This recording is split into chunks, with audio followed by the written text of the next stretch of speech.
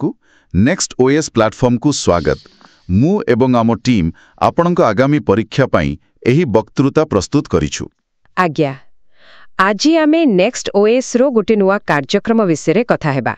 हाँ, सेटा हेउची mains ready by December complete revision module. एहा विषय टिके विस्तृत भावे जानिबा।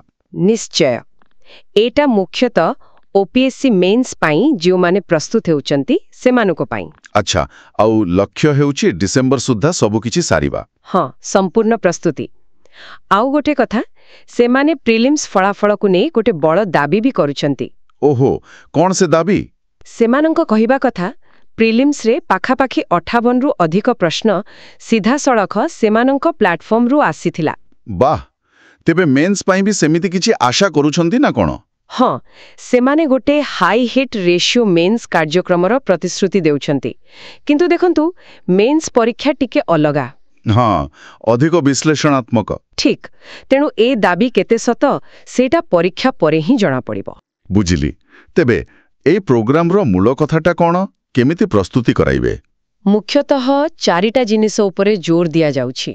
गोटे हेला स्ट्रक्चर्ड टेस्ट माने परीक्षा, तापरे आलोचना, मॉडल उत्तर आउ टॉपर मानंकठू गाइडेंस माने मेंटरशिप। अच्छा, माने पढ़ा सहित लेखा आउ भूल सुधारिबा उपरे भी फोकस। एकदम गोटे पूरा पैकेज भଳି। परीक्षा गुडी को केमती हबो?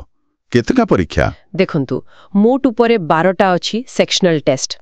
जीएस पेपर 1, 2, 3, 4 सब को मिसेई की। ठीक अछि। आउ ता सहित 8टा होची फुल लेंथ टेस्ट्स, पूरा लंबा परीक्षा। ओहो, 6 घंटा वाला जेमती प्रकृत परीक्षा रे हुए। हाँ, सही भଳି। आउ 2टा प्रबंध परीक्षा भी रहिछि।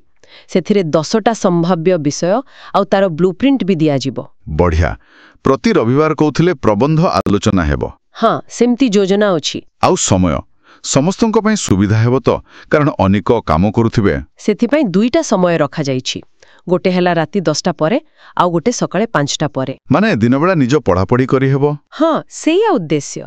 आउ एटा आसंता शुक्रवार माने 24 अक्टोबर 2025 रु आरंभ हेबो। अच्छा, सिलेबस पूरा कवर हेबो तो? सेमाने तो कहउचंती प्रति सेक्शनल टेस्ट पूरा line by line syllabus cover करिवो।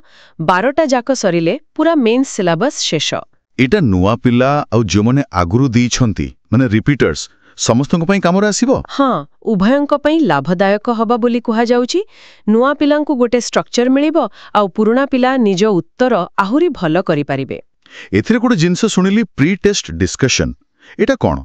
साधारणतः तो टेस्ट परे डिस्कशन हुए। हाँ, एटा टिके कलगा अप्रोच। एहार माने हेला लेखिबा आगरो ही से पेपर विषय रे केमिति लिखिबा कथा, कोन स्ट्रक्चर रहिबो, कोन डिमांड करूछि प्रश्नपत्र, से सब विषय रे आलोचना हेबो। अच्छा, माने आगुआ गोटे आइडिया मिली जिवो। ठीक, परीक्षा परे डिस्कशन तो रहिबो भूल सुधारिबा पई। बुझिली। आउ मॉडल उत्तर कथा कोन कहिले? 1 पेजर मॉडल आंसर्स बोली भी किछि अछि। हाँ, मॉडल उत्तर दिया दिबो पढ़िबा पई सुविधा फॉर्मेट रे, किंतु प्रिंट करि हेबनी। काहे की? बोधुए निजे हाथ रे नोट्स बनांतो बोली चाहूचंती आउ लेखा स्पीड भी बढ़िबा। आउ से 1 पेजर हेला पूरा संक्षिप्त सारांश, शेष मुहूर्त रिवीजन पई। बगे आइडिया। इवैल्यूएशन ऑफ फीडबैक केमती मिलिबो? पर्सनलाइज्ड हेबो की? हाँ, जो माने ठीक समय भितरे लेखि की देबे सेमानक पई 1-on-1 डिस्कशन रो व्यवस्था अछि। सेठी व्यक्तिगत भावे कोन भूल होईछि, केमती सुधारी हबो से सब कुहा जिवो। एटा बहुत जरूरी। एथिक्स माने जीएस पेपर 4 पई किछि स्वतंत्र व्यवस्था अछि की? आज्ञा, एथिक्स पई गोटे अलगा मॉड्यूल अछि। सेथिरे पूरा सिलेबस आउ पूर्व वर्षर प्रश्न पीवाईक्यूज सब कवर हबो। आउ मॉक टेस्ट मॉडल उत्तर छडा एक्स्ट्रा सेशन भी रहिबो। बहुत भलो। आ गोटे कथा टिके कौतूहल सृष्टि करूछि, अण पारंपरिक प्रश्न पई रणनीति। एहार माने कोन? देखंतु, बेले बेले मेंस रे एमिति प्रश्न आसे जहा सीधा बहिरु मिले नाही, टिके एनालिटिकल थाए। हाँ हाँ, सेमती आसे। तो से भळे प्रश्नर उत्तर केमिति देबे ता पई किछि रेडीमेड टेम्पलेट आउ फ्रेमवर्क शिखाए जिवो, जहा फଳରେ कम समय रे गोटे भलो स्ट्रक्चर दे उत्तर लिखिएबो। अच्छा, एटा तो बहुत काम रे आसीबो। हाँ, शीघ्र मने पकेबा आउ सजेई कि लिखिबा पई सहाय्य करिवो। एसबु व्यतीत रैंक धारी माने भी गाइड करिवे कहउथिले आउ रेकॉर्डिंग भी मिलिबो। हाँ, ଟପର ମାନେ ମାର୍ଗଦର୍ଶନ ଦେବେ, ଏପରିକି ନିଜର କିଛି ସ୍ୟାମ୍ପଲ ଆନ୍ସର କପି ବି ସେୟାର କରିପାରନ୍ତି। ଆଉ ସବୁ ଡିସ୍କସନର ରେକର୍ଡିଂ ମିଳିବ, ଯାହାକୁ ପରେ ଯେତେବେଳେ ଚାହିଁଲେ ଦେଖିହେବ। ତାହେଲେ ଏ ପୁରା ମଡ୍ୟୁଲ ସରିଲା ବେଳକୁ ଜାଣେ ଆଶାୟୀଙ୍କଠୁ କ'ଣ ଆଶା କରାଯାଇପାରେ? ଲକ୍ଷ୍ୟ ତ ଏଇଆ ଯେ ସେମାନେ କନସେପ୍ଟକୁ ନେଇ ପୁରା କ୍ଲିୟର ଆଉ ଷ୍ଟ୍ରଙ୍ଗ ହେବେ, ପରୀକ୍ଷା ପାଇଁ ପୁରା ପ୍ରସ୍ତୁତ ଥିବେ। ନିର୍ଦ୍ଧାରିତ ସମୟ ଭିତରେ ଭଲ ଷ୍ଟ୍ରକ୍ଚର ଉତ୍ତର ଲେଖିପାରୁଥିବେ, ଆଉ OPSC ମେନ୍ସ 2024-25 ଦେବା ପାଇଁ ପୁରା ଆତ୍ମବିଶ୍ୱାସୀ ହୋଇଯାଇଥିବେ। ବୁଝାପଡ଼ୁଛି। ଏ କାର୍ଯ୍ୟକ୍ରମଟିକୁ ଭଲ ଭାବରେ ପ୍ଲାନ୍ କରାଯାଇଛି। ନିଶ୍ଚୟ।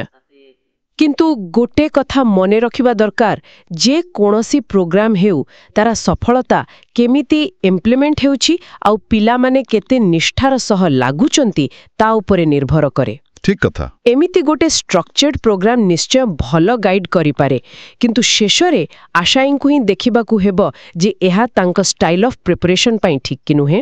ନମସ୍କାର ଏବଂ ଜୟ ଜଗନ୍ନାଥ। ଆଗାମୀ କାର୍ଯ୍ୟକ୍ରମ ବିବରଣୀ ପାଇଁ ଯୋଗାଯୋଗ କରନ୍ତୁ 7205944759।